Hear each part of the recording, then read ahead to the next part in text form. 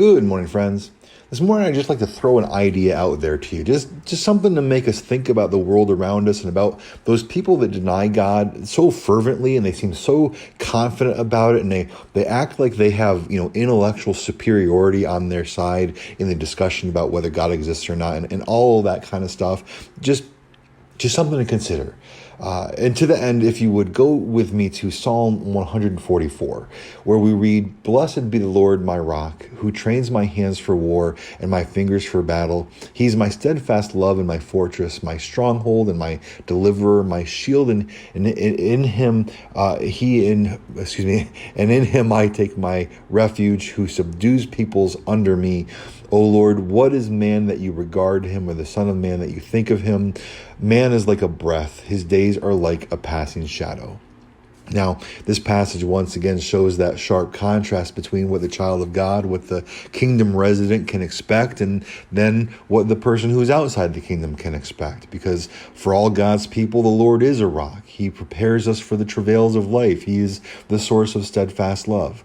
He's likened to a fortress, a stronghold, a deliverer, a place of refuge, and a source of power. And if this is the God you serve, and if he really does exist, does that not give you great confidence? I pray it does. But if a person rejects God, then what do they have left to lean on or to consider? Well, then only the statement of verse 4, "Man is like a breath, his days are like a passing shadow." Now, to be clear, this statement is true of both unbelievers and believers. The existence of believers on this earth is just as brief, just as fleeting as those who don't believe. But the difference is that the believer, upon the conclusion of that brief time on the earth, has completed his or her God-given purpose, and by the grace of God enters into his awesome presence for all eternity. But those who do not believe have nothing but a fleeting life with only judgment to follow. But even for the unbeliever who totally rejects God's judgment, and so that in their mind they have no expectation beyond death except for oblivion, they must still live in the knowledge that they are but a breath, here one moment, gone the next. And I've met a few people who live at least a little bit consistently in light of this.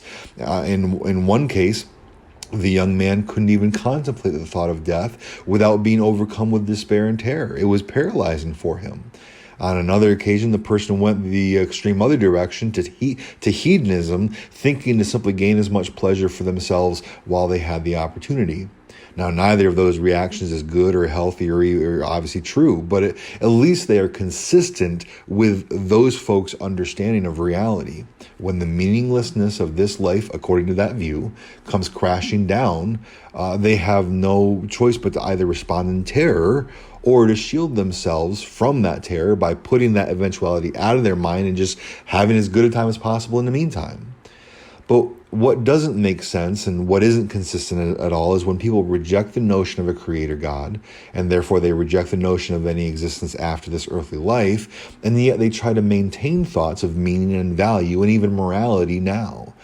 As believers, we understand that we do have meaning and value, and we have a standard of morality because God has himself established those things. But for the unbeliever, they literally have no basis for any of that.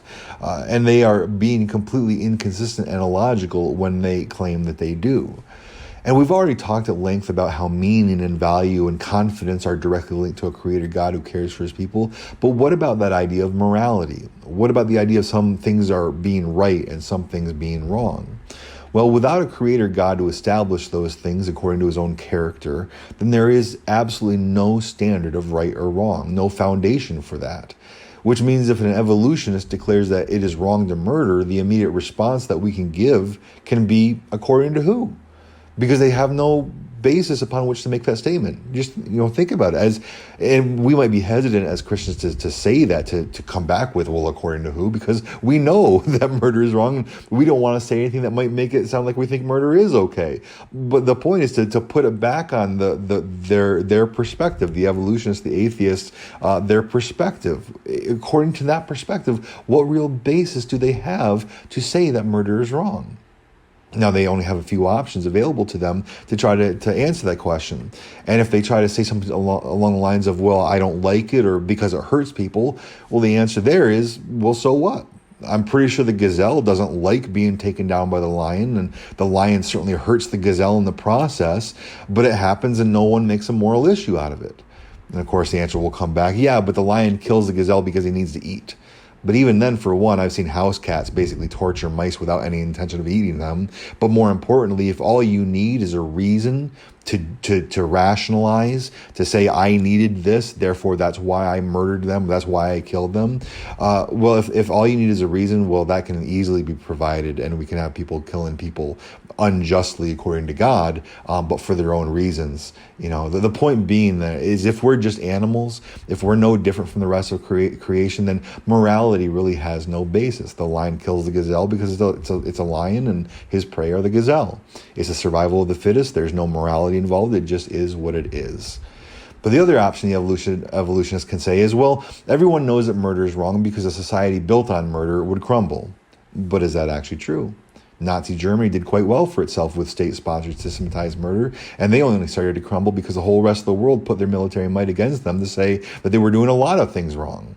But were those moral reasons for fighting against Nazi Germany simply cultural? And so really it was simply survival of the fittest, where the Allies said, no, that's wrong, while the Nazis said, no, it's right.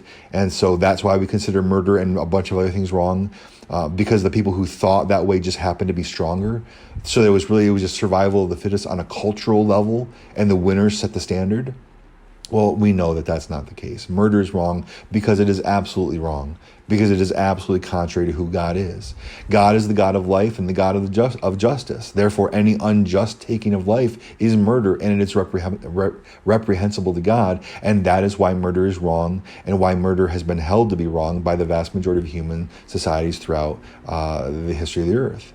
But the atheists, the evolutionists, will hold that murder that murder is wrong. When they do that, they will make up a whole bunch of other reasons for why that is, because they can't let themselves base anything on the existence, character, or activity of God, of course. But without the existence, character, and activity of God, they truly have no foundation for saying that something is morally right or morally wrong.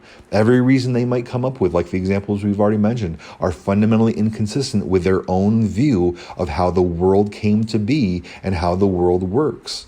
Which means these folks are literally stealing Christian values, because at some deep level, they know themselves they cannot live without those values. They cannot live a life of meaninglessness.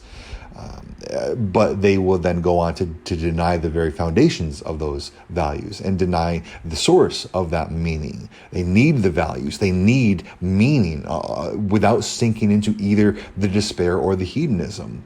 But of course, they want to deny the source of those things. So if you have someone in your life who's an atheist, an evolutionist, one who particularly likes to make digs at you for your faith, well, the first thing you want to do is share the gospel with them. That's always the first thing. We're not looking for arguments. We want to share the gospel. But if they totally reject that, or they won't even listen in the first place, but they're willing to have a philosophical discussion with you, then this is your in. This is what you do. You take a moment and you consider where the inconsistencies are in their own views, and morality is a good one. And maybe by pointing those out to them, where they really don't have a leg to stand on in their own argument, that will bring them up short enough to give you another hearing, hopefully, on the gospel itself. In any case, I love you. I just trust the Lord. Have a good and godly day, and Lord willing, I'll see you soon.